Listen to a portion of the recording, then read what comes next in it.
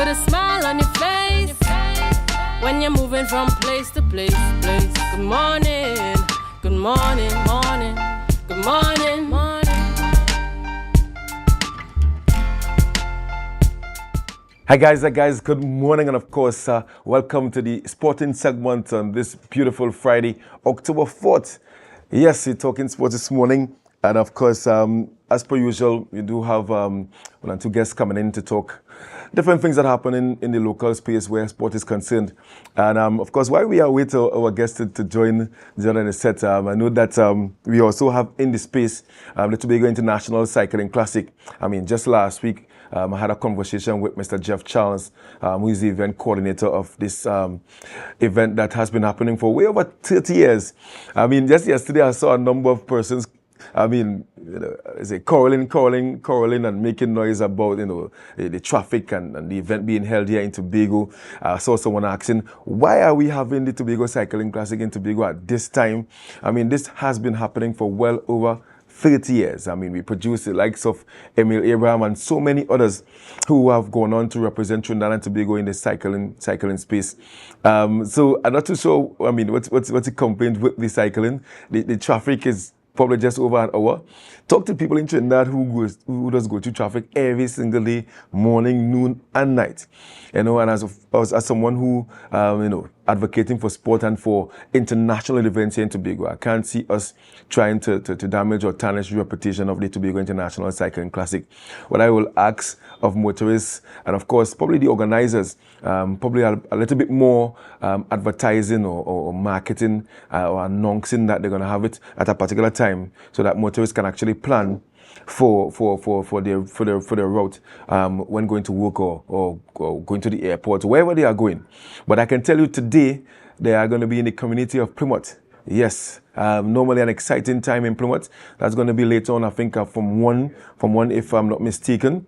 And they're going to be doing a number of laps around that circuit in Plymouth. So for those who are in Plymouth, you can come out and sell a little salt, sell a little corn, sell whatever it is, and enjoy the international cycling event. I mean, we have international cyclists here. We also have locals, people from Trinidad, around the region as well, coming to support the event. And I want to commend Jeff Charles and the organizing committee for their continued support of this international event to Tobago, because we do need more international events where sport tourism is concerned, because when all these cyclists come here, they have to stay somewhere, they have to eat. Normally you want to stay to rent a vehicle or they'll spend and to not have it in Tobago because we are inconvenienced for a few minutes or a few hours, nah.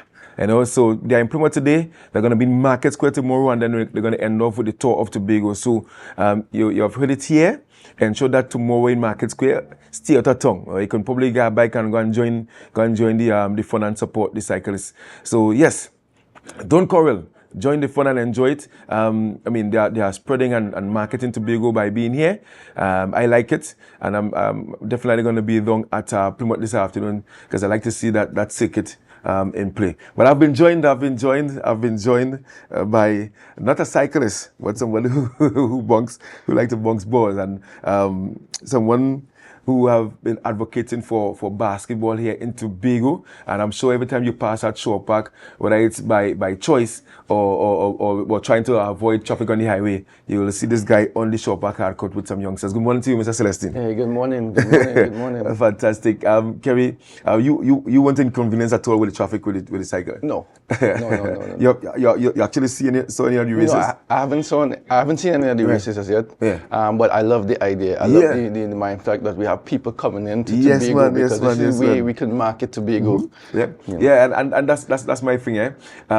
As I mentioned, Emil Abraham, household name because of this international cycling classic, and a number of others who have been here. And normally when they come, they like to go to the reef, they like to go to Pigeon Point, they like to go to Storby, and that's marketing for Tobago. Definitely. And obviously they will come back probably with their families, and have a good time in Tobago. But Kerry, talking Tobago Basketball Zonal Commission, and I'm sure a lot of people, they aren't aware that there's a basketball league currently happening at the Shore Park complex. So this is your opportunity to tell persons who aren't aware what's happening where Tobago basketball is concerned. Well, good morning to Tobago and the wider world. Basketball is back. Yeah. in Tobago, and we have started off with a bang. We have 8 teams taking part in our leagues this year, and what I've seen so far is that we have a mixture of the older, experienced team and a couple of young, energetic team, and it brings a big dynamic to the league where we see in the season or the more experienced team coming out. They're a little bit slower, but you're seeing that experience. But the younger groups are coming out and ready to take that crown from the older, more experienced team. So when I say more experienced teams, give me an idea of who are some of those senior teams. Oh well, there's Coach Hillbongsters. Wait, Hillbongsters still playing? Hillbongsters still playing. I mean, like men like Blast, Keegan, Richard Allen. Who again playing? Chicken. Junior. Yes. Junior Roberts. Wow. Yes. Them fellas, they won any games? Yeah, they actually third in the table. Wow. So they actually won 5 games and lost 3. So you're seeing that they still could play the game. And when they talk about senior, these are guys are over 40. Some of them probably reach 50. But since I go to school, Richard playing. Yes, definitely. So it's nice to see the older guys still interested in basketball. And the mere fact that we're playing in the Shore Park complex, I thought that brought a lot of excitement. You know, people got the opportunity to play on the board floor for the first time. And people, you're seeing the interest in the game start to get a little better, and you know, everybody coming out and the support. Because there's one game I remember when we was playing on the Monday, the day before Republic Day, and we was playing inside. And when I walk outside, it was wet. And before rain, you know. So normally in Shore Park, is it there? Men probably gonna drink some beers on the side because that is it for Shore Park. So in terms of going into the complex, so that's it for the hard courts. No, that's not it, because we still have to train and use the hard court for development. Oh, so you're not allowed to train inside the complex, but it's only for competition. Well, it's for competition purposes, but it's more for like events or tournaments or international. Understood. So we still have to utilize the hard court outside, but it's a great start. You know, it's good to see people were diving on the floor for ball. You know, things that they wouldn't have done on the hard court, they were able to do in the complex. And it's nice to see that sport is playing in the complex. Yeah, I like that. So like watching NBA, right? You'll have a guy with a mop and thing. You have that as well too? Well, we have the mop. We just need to get the volunteers to come out to help, you know? So it's growing. It's growing. And basketball is back in Tobago. We have the secondary school league that is supposed to start in January. And then next year we want to have a lot more tournaments to bring, like we said, marketing and also bringing people to Tobago. We want to have tournaments in Tobago so that we can bring outside teams into Tobago so that basketball could grow again. Because it was the first league that we had since 2019. Wow. So this is 5 years of people not playing at any competition. Wow. So it's nice to see basketball is back, you know, and I'm excited. I'm really excited. I and all trying to play. I'm a little older, you know, I'm feeling it in the bones and stuff like that. But it was good to be out there having fun and just, you know, playing on that stage, seeing people in the stands and cheering and stuff like that. That was an awesome experience. 2019. You know, in 2024, my word. I mean, in terms of the support, you mentioned that you persons are allowed to come in and support.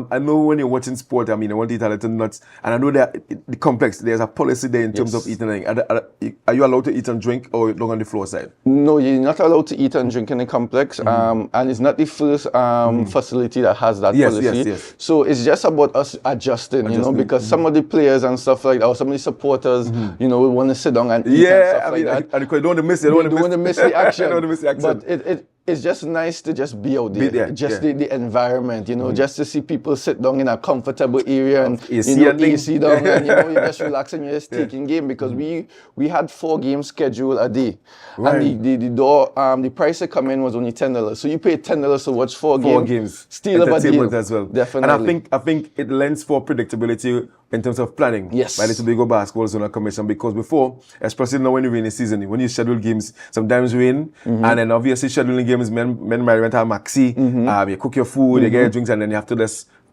postpone and go again, and that's a waste. So now you have a certain predictability where planning is concerned.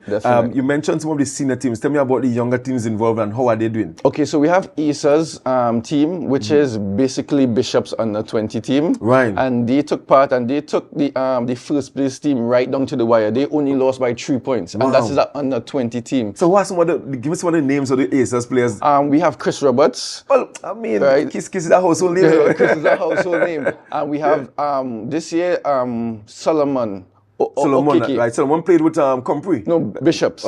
They left. That's That's another guy. But he had a really good season as well. Okay. Who is he playing with? He's playing with Vikings. Okay. So Vikings is one of the new teams that was formed from players from Compre. Right. Under the leadership of Nair and Ali.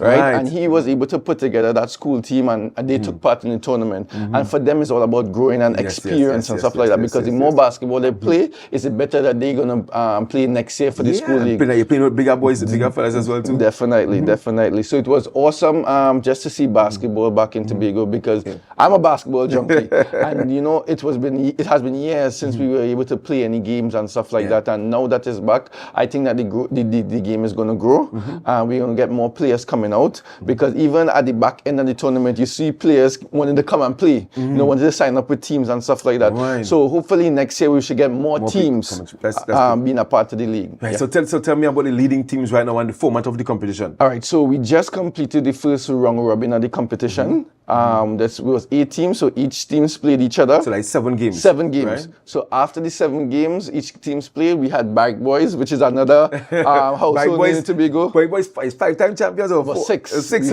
We won 6. So Vince still the coach there? Still the coach. So we have Gerald Orr, we're playing. Gerald Orr, right. Randall Moore. No, Randall Moore is not playing anymore. He's not playing anymore. No, but we have Lenwin Wallace, who's still as dominant as before. Right. And they have a really good core group for years. So they are undefeated. So they are 7-0.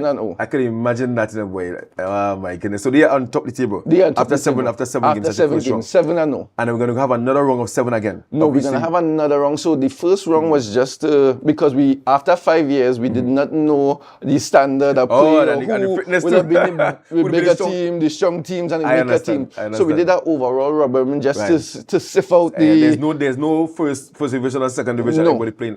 But in the second round, what we decided to do is that we're going to separate the groups into a big 4 and a little 4, that's if smart. you want to say. So that's based on the amount of wins or the points? Yes, the amount of wins. So the top 4 teams in the league gonna now play against each other again. Right, and they will go on for the championship. They're going to the championship. And then the bottom 4 will play for positions. Yes, so basically they're just going to get more games in and stuff like that. But we wanted to just have that separation, because next year, we will know we have a division and a B division. So now we could know where to position teams. That's really commendable. And tell me about the composition of the executive now, because I know that you had some challenges in terms of having a president or an executive in that sense. So you have now formalized that. Yes, so we have an executive, which is the leader or the chairman is Mr. George Leacock. And of course, he has history of basketball in Tobago. Definitely. And we have Mr. Trim, who is the secretary of the basketball league. Right. So we have some solid people in place and stuff like that. Very experienced. So we have people now leading or directing the ship now. So now it's just to get the ship moving and get everybody on board, and so that we could advance the game of basketball in Tobago. Yeah, that's fantastic. And I'm sure because the Tobago place we have a lot of women normally watch the show, right? Anything in place for women in that sense? Yes. So in the next phase of the competition, we're gonna have a couple of girls games. Because we're trying to rebuild the girls or the female basketball. So we're going to schedule a couple of girls games, so just to get people aware of it, get the girls interested and stuff like that, because we don't want to exclude the females, So in moving forward, we want the game to develop, not just with the male category, but also in the female category. Right. Yes. So we spoke about the leading teams. So we have Barrack Boys, and who's second? So the top 4 teams in the league is Barrack Boys, 7-0. Right. Elite Eagles, which is led by Kerry Celestine. So you're coaching and playing. I like that. I'm coaching and playing as well. Them fellas play with coach. Yes. So I'm trying to balance the coaching and playing. That's good. It's really hard. Mentoring. Yes, definitely. Because I'm not as young as I used to be. So I really need the help of the younger players. Man, I tried to play some cricket this year, but my niece got to me, boy. I say, let me give up that thing and let them young boys play. But I like that idea of you coaching and also playing. And I think they will react better as well. Definitely. So you guys are second. Right. So we are 6-1. Then we have Hill Bouncers, which is they are 5-3. Right. And then we have Pure Players, which are 4-4. So they're gonna play amongst each other. Yes. And then the top 2 play the final or something? Then we're gonna have a finals coming out of that. So the top 2 play the final. Yes. But it's looking like Elite Eagles versus Barrack Boys final boy. Definitely. Right. In terms of prices, is there a first prize, a second prize? We still structuring the price because we still trying to get some funds in and get sponsors and stuff like that. But what we wanted to do was to start the league because we had a deadline to finish the league because they have national championship coming up soon. Right, and when is that deadline? The deadline actually passed, which was the end of September. So you have an extension? So, no, well, we have finished one phase of it. So if we have to move forward, we already have somebody who's on top, which is Barrack Boys. Understood. So the winner of Tobago zone will be... Definitely playing against the winner of North Zone, playing against the South Zone and stuff like that. And now we have a home court, which is the complex. So when games come to complex, we could ram out the complex, we could come and support the Tobago team and, just have a good time. I would love to see more marketing, especially social media, because as I said before, had I not been in the sporting discussion, I would not have known that the league started in that sense of way. So, and I'm sure with people now knowing that there's a basketball league in indoor and there's some predictability where the weather is concerned, they will go and watch it. And it's only $10 to get in, right? Definitely, and I agree on that. $10 to get in as well. $10 to get in, yeah. Man, and so tell me the times and when is the next when so the next phase of the competition is starting the 20th of October. Right? We have the complex for another 4 days. Right? Bear in mind that's a week before Carnival. So man, that's good. That's good vibe. We're going to have a lot of entertainment on the island. So hopefully we have people who come to take part in the Carnival, come and watch a couple of games, and who knows, somebody who's big in basketball who come from outside could come and see the interest in the sport and want to invest in the sport. Fantastic. Yeah, definitely. So 20th, and then matches are normally like from 5? From 5 in the evening. We had scheduled 4 games in the last round, but we're gonna now push it to like 3 games because we want to go to full games. What we do, we had some shortened games because they still didn't know exactly. Understood. So now we have full length games, 4 quarters, 10 minutes, and now we're gonna get the real basketball. So now people have to prove themselves. Fantastic. And let's tell me about the 4 teams that will be playing in the second half. All right. So we have Aces, who finished 5th. Right. Then we had Vikings. We had Fivers, and then we had who's the next team? We had Uprising's still there. No, Uprising's not there. Uprising's not there. So we had Aces, Vikings, Fivers, and I'm not sure, can't remember who's the last team, but we have 4 teams that is coming on board and they're working really hard and stuff like that. So we just excited to have basketball back in Tobago. Fantastic, and I'm happy. I'm really happy that you guys have restarted it, and I'm happy that the guys are reacting well to the court, because I mean. All the years I saw them guys have known themselves. They play hard court in Shaw Park and in Bethel and Roxborough, and to have the opportunity of playing on a board flooring, that's really commendable on the basketball commission. And I wish you guys all the best going forward. Before you go, any final word? We just want to let everybody know that basketball is here. Come out and support. And so far we love the love so far. We just want everybody to come on board and be a part of it, so that we know we could just grow sports in Tobago, because we know that sports in Tobago, in my opinion, is in a rise. Yeah, of course. There's so much things happening right now, from cricket last week to football. We have primary school football, we have secondary school football, we have netball going on. So we have a fella swimming from Tobago to Trinidad as well too. Exactly. And we have cycling, Exactly. So definitely. Exactly. And just before you go on, I really wanted to mention all of that as well. And you've spoken to a lot of them. Primary schools football, primary schools netball, secondary schools football, cycling classic, and we also have the Masters competition coming up as well. Definitely. We spoke about sport tourism. Yes. That's an international, regional competition, because we have teams from around the region coming and participate as well. And I want to congratulate John Pocoop, the guy who's from, from Tobago to Trinidad last night. And I think he is the 3rd person to have achieved that feat. So congratulations to him. Definitely. I can't even swim from Rocky Bay to down to Store Bay. So that's a remarkable feat. But before I go, today is October the 4th. Some guy by the name of Marcus Daniel is his birthday today. I came in here, no cake, no champagne. This is my last day with Tobago Updates. I can't believe on a working day I can't have a drink. More dry. You showing done yet? That's a drinking, boy.